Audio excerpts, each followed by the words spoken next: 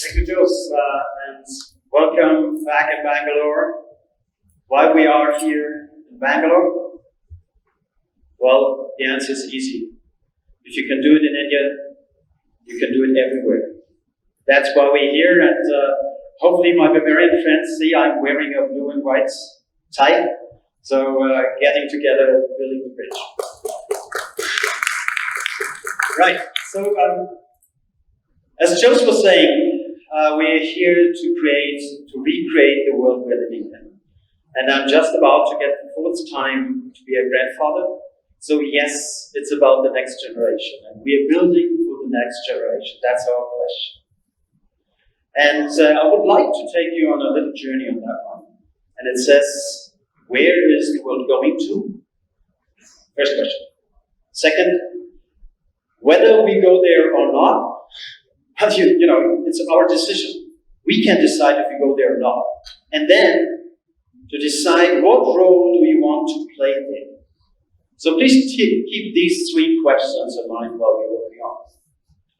Right, so it's about mobility, and this is how mobility looks like in the States. That's Highway 101 up at Palo Alto. You see a bit of pictures of Lagos. That's the one with the little minibuses there. You see a typical sort of parking lot in the States. And you see a traffic jam, and by the way, this traffic jam lasted for 11 days. It was in China. So we're talking about mobility. Mobility looks a bit different somewhere else. So this is how mobility looks like in Japan. And we'll, get to their delightness of joyful riding. Then you see some bus rides in Britain. For our Bavarian colleagues, it's in the Oberpfalz, a bus stop. And we see a crowded entrance at the YouTube down there at the bottom. So this is how actually commuting looks like.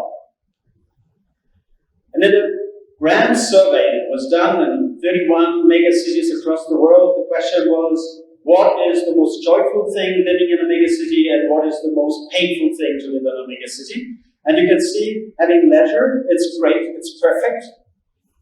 Traffic is the pain point. And being here in Bangalore, you all know what I'm talking about. So, 42% of the people who are commuting on public transport want to change their means of transport. 42%.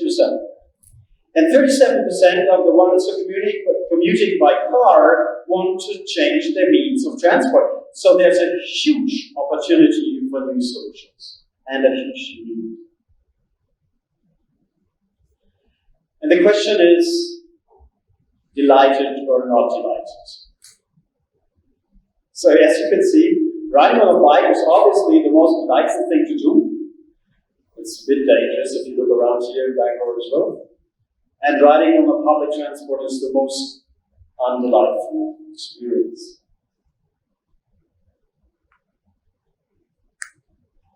Some pictures from yesterday. Delighted or not delighted, that is the question. And we are all facing them. The whole world is facing exactly these pictures. Because what we're going to do for the next 40 years, just keep that in mind. For the next 40 years, we will build every month another New York City. So urbanization is happening, and that's what we will do. In the next 40 years, every month, we will build another New York City. So this is the challenge which we are facing. And by the way, 1 million of the transport sits idle, hanging around for 23 hours doing nothing. In Munich, an average citizen drives around and looking for a parking lot for 50 hours per year. That's basically 1 month, one working week for most of them. And I would love to take you and to remind this figure 821,000. Please remember that one. We've got 821,000 cars registered in Munich. And at the same time, every day, somewhere in the world, this is happening. We see floods, we see wildfires, we see droughts, and we see people suffering from climate change. Why is that? Because of that curve. This is the curve of GHG emissions, greenhouse gas emissions to the atmosphere, and that's what you can see is, from the 1950s, we have an exponential curve of GHG emissions in the atmosphere. It's an exponential growth. That's why we are facing the climate change. So what do we have to do? What we need to do is to draw down that curve. Besides solving this problem of pollution, because transportation is responsible for 14% of the greenhouse gas emissions.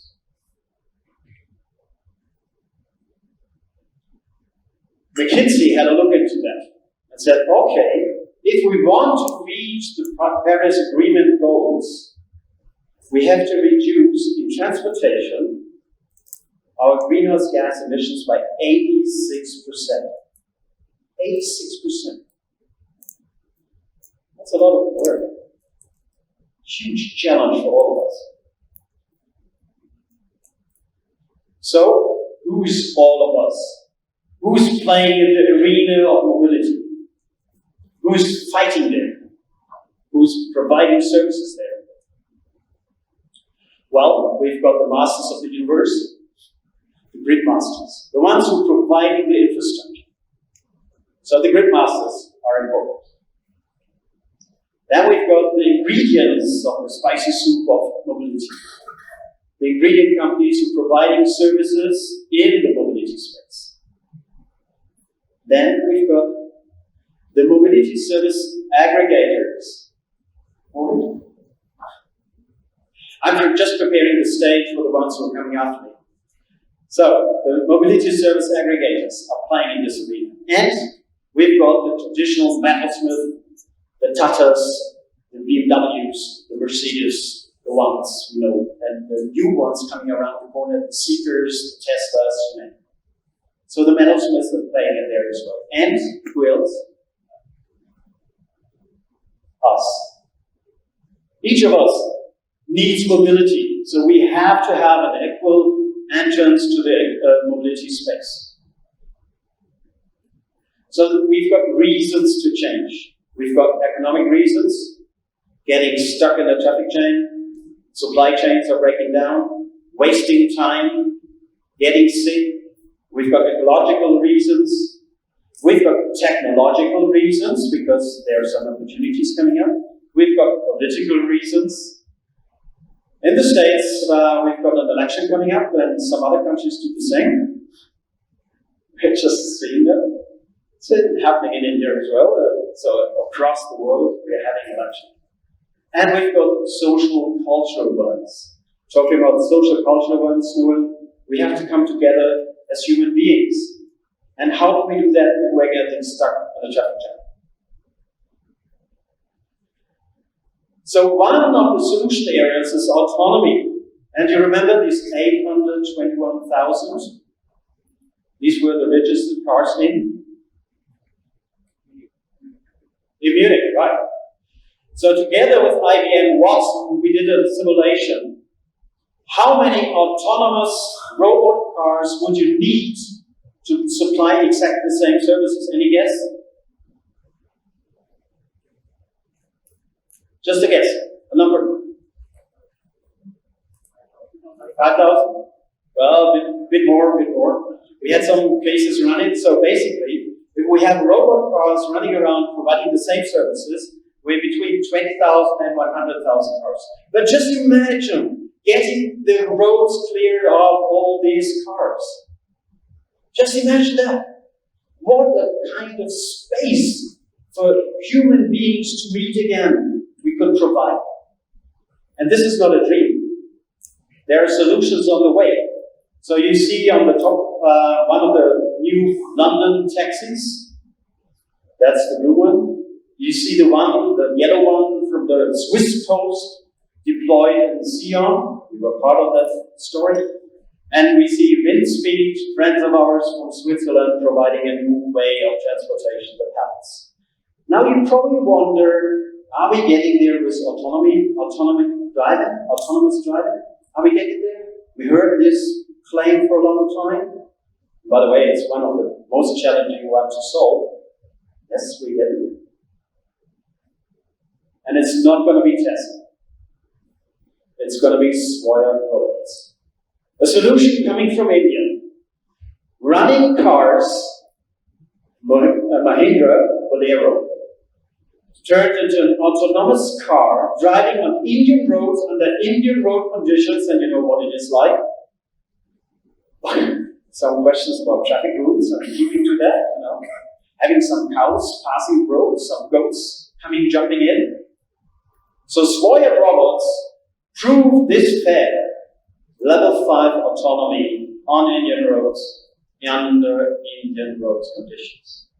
And unfortunately, Sanjeev was going to speak here, he's not going to be there, so he's sick, so that's just him to be here on stage as well. MIT is thinking about solutions about autonomy. Why? You know what that is? These are dumped bikes from free floating bikes. Huge problem. So what if we have autonomous bikes for the last mile? They proved at MIT to reduce the free-floating fleets of bikes, if you use autonomous bikes, by 80%. No dumps. So the bike comes up to you. Sometimes we have to be crazy to think new. Another aspect of electrification, I was talking about energy questions. Well, thinking of cars not anymore as being cars, but do a sector coupling and being a battery provider and energy storage. And we're going to see some solutions here coming up. Or maybe Autobahn, a new way of public transport, a startup from Munich, providing these kind of transportation, ports, reducing the cost for metro by 80%. The test ride is already implemented in Munich. Or thinking totally different on how we create city places. And this is one solution coming from Barcelona.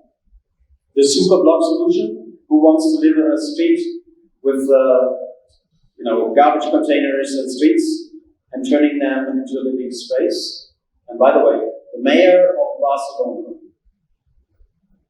she was keeping to that chapter, even she was knowing she's not going to be elected because of that.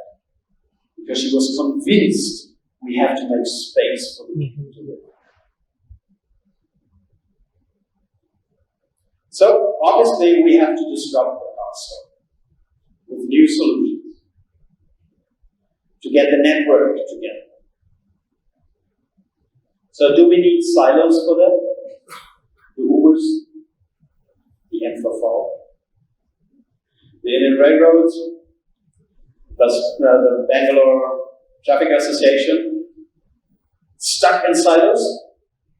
No, we saw that something is happening. Or do we need network of networks? Coming together and traffic, connecting people and services, and not being stuck in a service like Uber. By the way, Uber is taking out of New York City 600 million per year out of New York City, every year. And what is New York City doing? Providing roads, infrastructure, and getting bad jobs. Is that a deal? I don't think. So getting stuck in silos is going to do the wrong thing for us. So we have to connect, we have to interconnect. What we need is open, interoperable net of solutions. You're not lost. You're here. at the launch pad for solutions. And we're going to see today a lot of solutions. And so I invite you to explore together with us. And that's what we do as EDG Enterprise Development Group. We explore the signals, we bring them together, bring them down to the solution, get an MVP done, and implement that. These are our customers. And while you see a big conference there, you see a lot of universities there as well. Why? Because we need the knowledge. We need to get the university knowledge into the network, an open, interoperable network of networks. So, this is about mobility.